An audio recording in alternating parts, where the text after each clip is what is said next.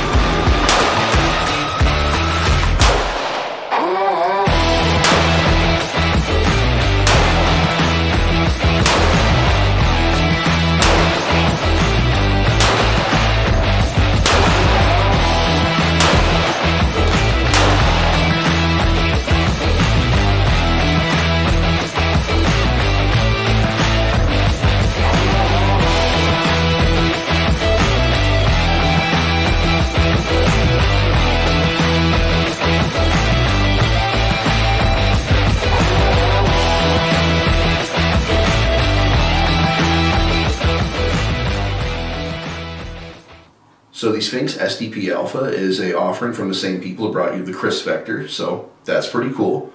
It's a duty style pistol, double action, single action, a little polarizing. Some people don't like that you have your long pull and your short pulls, but for civilized and scholarly men, we kind of like it. It is a heavy boy though, coming in at 802 grams for you educated folk, or for those south of the border, 28 ounces. Not sure what that even means. It's under 2 pounds. Yeah, so. Just under 2 pounds, and I gotta tell you, we shot the crap out of this thing. Yeah, we went through a lot of ammo. Before you ask, we went through a lot of different types of ammo here. I think we have, how many types here? Is that 9? 3, 4. I carried the 5, and I think we have 9 different brands of ammo we tried. 115 grain, all up to 147. We did Blazer steel or Blazer aluminum cased, Blazer brass cased, Fiocchi range dynamics, different Blazer, Winchester target and practice, Federal, 2 different brands of Remington and PMC bronze. We kind of did the whole gambit of poor man's ammo to upper middle poor man's ammo.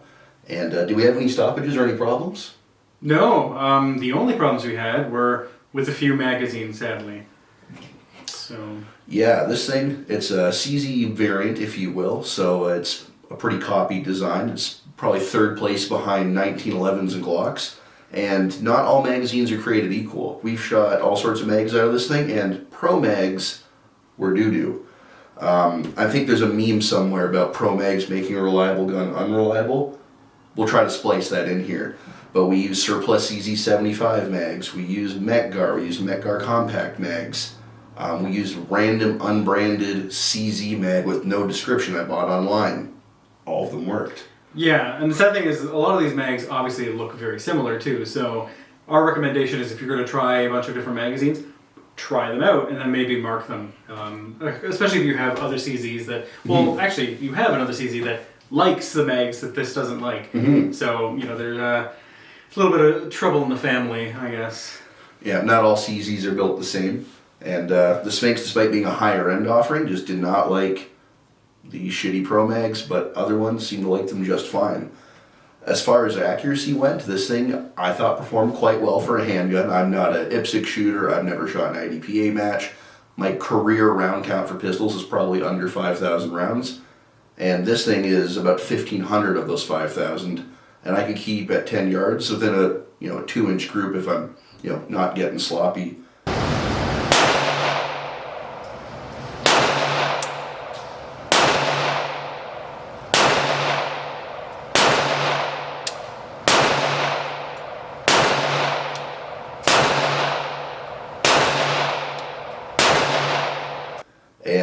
it just keeps rocking and rolling. How's your experience? Well, speaking of sloppy, it's no secret to most people, I'm not much of a handgun guy. I actually don't own handguns, and at this point, cannot own handguns. Thank you, Canada. So accuracy, I feel a little unjust saying, because I'm still kind of working on that. I mean, with rifles and shotguns, I do feel a little more pickup. You know, aim down the sight, you figure it out. It's pretty easy. This is a lot more. This was more nuanced. There's nuances to them, right? So, yeah. So I was starting to get, you know, some semblance of accuracy, but I'll admit, get a little frustrated as I was shooting. But hey, like I said, I'm not a handgun guy, so this is all a little new to me. Mm-hmm. And as far as the kind of reasons this gun is accurate, you know, you have your traditional low bore axis, slide inside of the frame, so the slide actually goes in much lower, so the barrel sits lower inside the gun, so you don't get nearly as much flip. And this gun, speaking on being heavy, steel slide, half the frame's aluminum, the bottom's plastic, so you really have a lot of meat in there. It really eats the flip pretty well, and for our freedom-loving friends in other countries, it is threaded, so you could put cool stuff on there, which we will never be able to experience, so it's kind of a bit of an ouchy point for us, but hey, it has a threaded muzzle for all it's worth. Bonus cool points for the Apocalypse, or the Electric Mouse Bounce House, Boogaloo, you name it. This would be a cool one to have, reliable, accurate, heavy, you know, pistol whip zombies with it.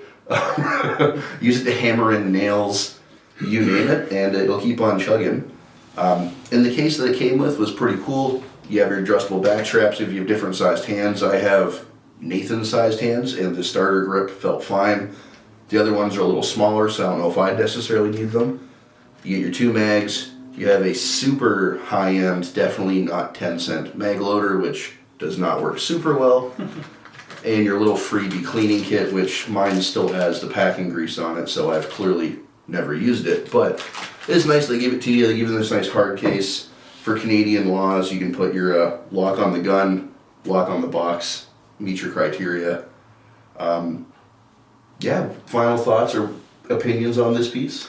I mean, outwardly, you've already kind of mentioned, like, I like how CZ75s look and all that, so this is more like modern tactical looking kind of CZ, so that really does appeal to me. Yeah. Yeah, I mean, it's definitely something that I would consider. I want to put more rounds through it myself to really, you know, kind of get used to it a little more, but yeah, it's a nice looking gun. Like, I don't know what else to really add to it. I had somewhat of a, you know, different experience than you, but also like you shoot handguns, I don't, so it's... Yeah.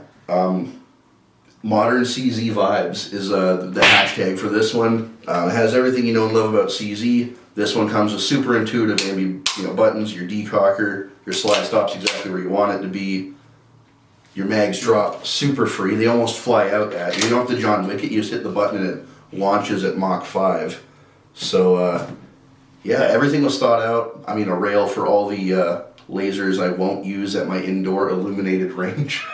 Begin laser ignition sequence. And since self-defense isn't a thing, I will not be putting a flashlight on it for positive target identification for the targets I won't be shooting. So there is one thing I'd like to add to it, actually, if I could see, is I think there should be sights on the side of it, because I can't see them when I'm firing. That's how I'm supposed to do this, right? I think I know where the accuracy issues may have stemmed from. Upsies, downsies? It's upsies, downsies. That's where you dial it in. Okay. The upsies, downsies where it's at. Yeah. But no, we're not going to give it a formal score, given the current climate. You can't buy these anymore, and if you already own one, you probably already have your mind made up about it. Yeah, that's the thing, because it's like formal score, we can't convince you to buy these, unless you're in the States, in which case you have access to many more things that we don't. So, yeah, there's no formal score. For 9 out of 10 Freedom Eagles, for lack of a numerical score. Sure, I wish we had a single Freedom Eagle. But yeah. Spare some Freedom Eagles. Yeah, you got any of those more than 10 round mags?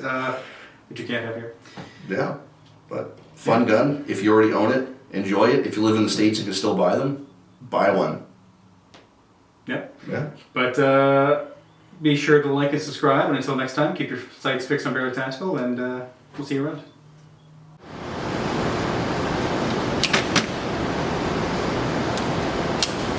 Yeah, I didn't want to see them there.